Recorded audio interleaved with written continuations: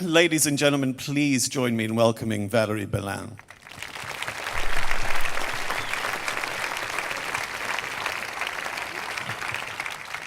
Valérie and I had a little negotiation before this discussion today about what language we would conduct it in. And we decided, in the spirit of Brexit, I would ask my questions in English and she would reply in French. I'm sorry, it's a sad metaphor for our times. But just to begin with, Valérie, I'm really interested to hear from you what your reaction was initially when you heard that you'd been nominated for a prize on the theme of disorder. Je n'étais pas vraiment surprise. Well, I wasn't really surprised, but actually rather worried. I think that this disorder, I've never spelt it out as such, but from the very beginning it has been present in my work through notions of profusion and the denatured aspect of what I photograph. So when we look at a photograph such as the one on the screen now, which you took in Venice, I think in 1997, we can see that current through your work even then. But I'm curious if you could please tell us a little bit about why you selected these particular objects to photograph in this view. I've always been attracted by objects that we could qualify as kitsch.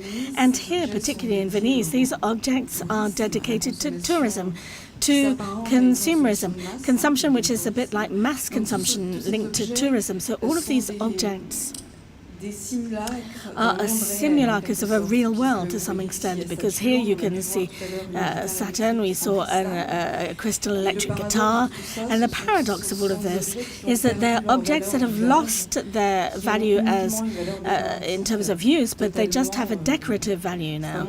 It is a world that's biting its tail to some extent.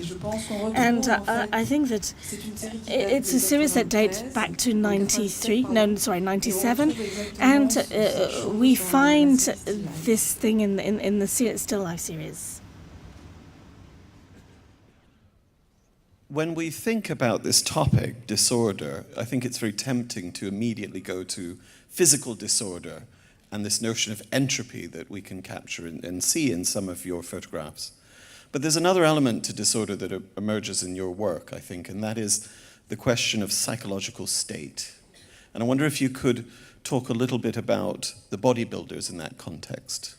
Alors les bodybuilders, en fait, the bodybuilders, actually, in the unrolling of my work, it's a series that allowed me to move from the world of objects to the world of living beings. And as you can see here, we can see that these people are somewhere between the object and the human being, because they are metallic beings to some extent. And disorder here is of a personal disorder, because it's sort of a disorder of oneself, of the being. Because these people are transforming themselves into objects, consumer objects. So it's an inner disorder. It is a plastic transformation, as if the human being under this human flesh would turn into plastic.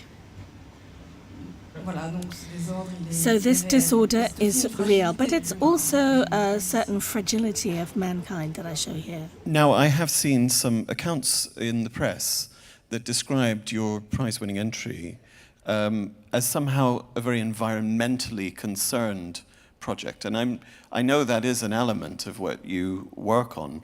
But when we think about a body of work like the chips, as shown on the screen here, there's another element, I think, that comes through, and that is this element not just of marketing, but of illusionism. Tout à fait. En fait, quand on regarde ces Absolutely. photographies, Actually, when we look at these photographs, I am truly, for the very first time, in a supermarket. And so this idea of vernacular objects, of mass consumption, is apparent in the place where I am. But there is also a very strong phenomenon in this series. It's the disappearance of the object, because actually we don't buy anything. We're buying a picture. So that food is turned into packaging. And what we're buying is an image. So the thing itself disappears to the benefit of its representation, to the benefit of image. And this sort of dictatorship of images is throughout all of my work. And also that the photograph is a representation of the bag. So you've got these nested referenced, don't you?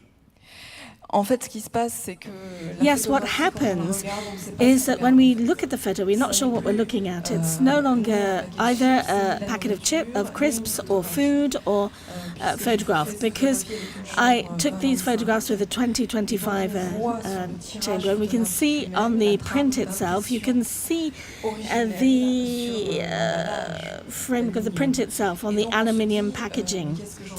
So we say, well, what are we looking at? Am I looking at a poster? Am I looking at a serigraphy? In any case, we're not looking at food. We're looking at an image.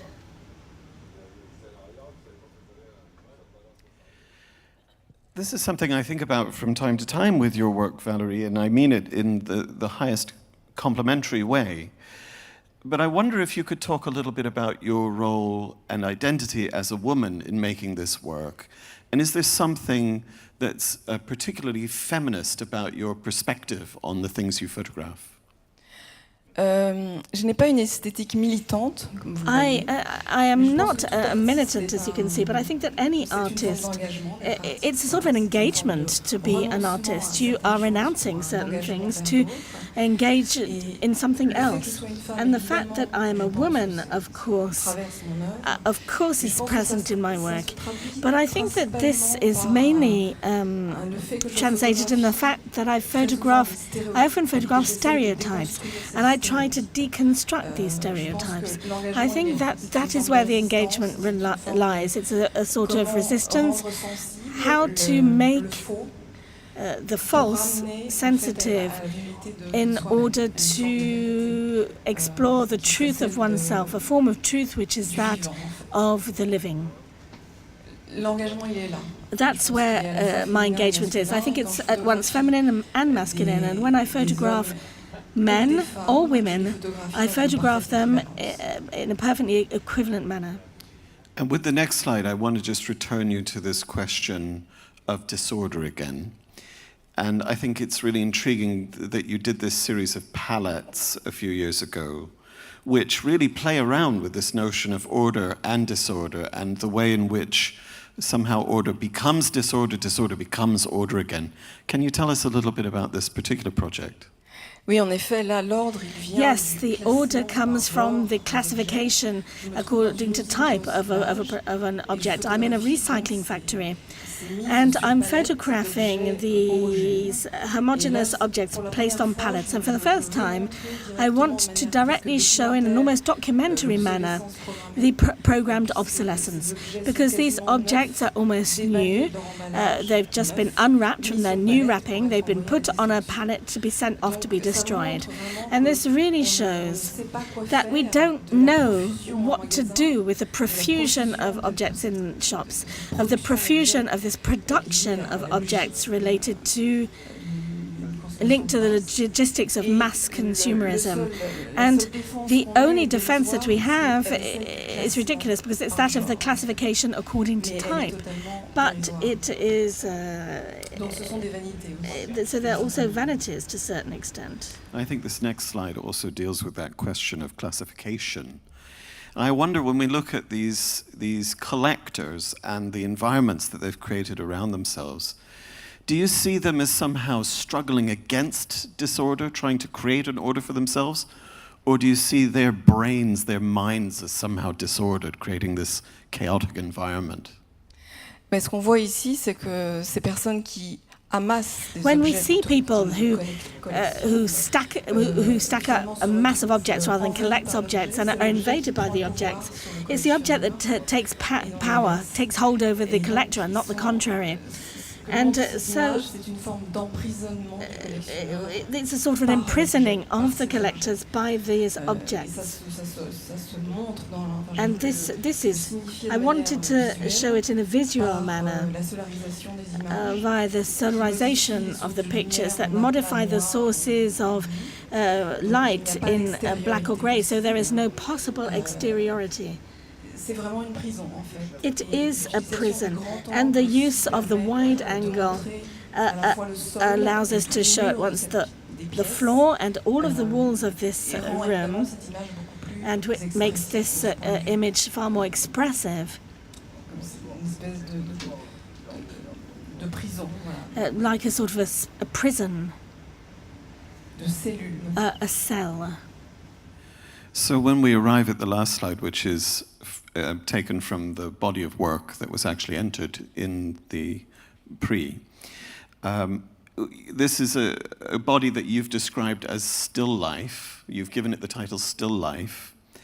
And I think that's a really intriguing title because, to me, there is such a wonderful tradition of classical still life that has a real anchor in utility and purpose and meaning for the user.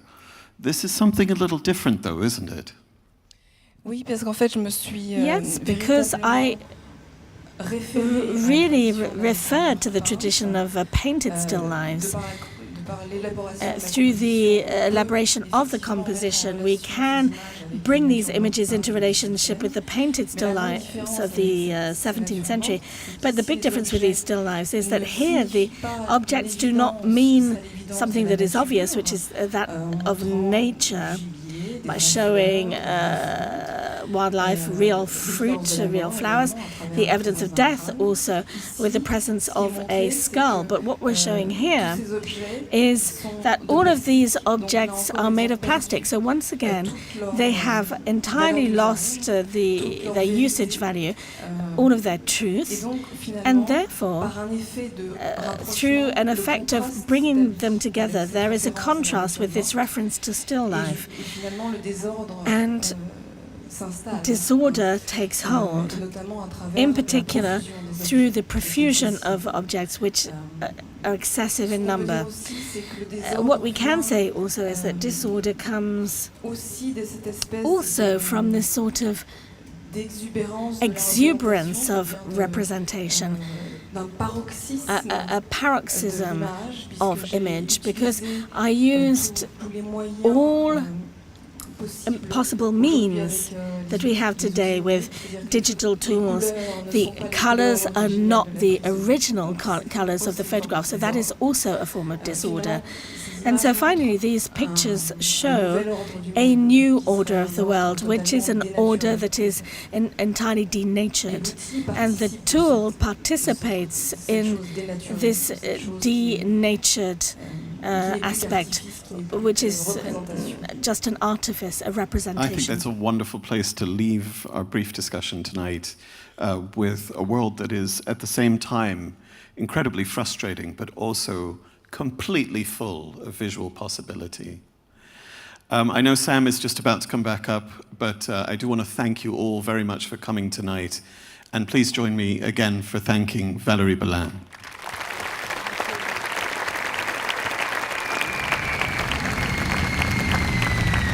Merci à Phillip Prodger. Thank you, Phillip Prodger. Thank you, Valérie Belin.